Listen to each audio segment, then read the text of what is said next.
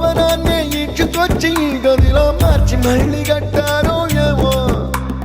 మాయజాలము తెలుసు మంత్రకారడి తెలుసు రెంటి కన్న ఇది ఇంకోటేమో నీలాకాశం నేలాకొస్తే ఇట్టాగే ఉంటాదో ఏమో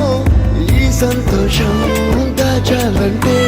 హృదయాలు ఓ వంద కావాలేమో ఇంతందంగా ఉంటుందా ఈ లోకం ఇన్నాళ్ళు ఈ మనసుకి తెలియాలే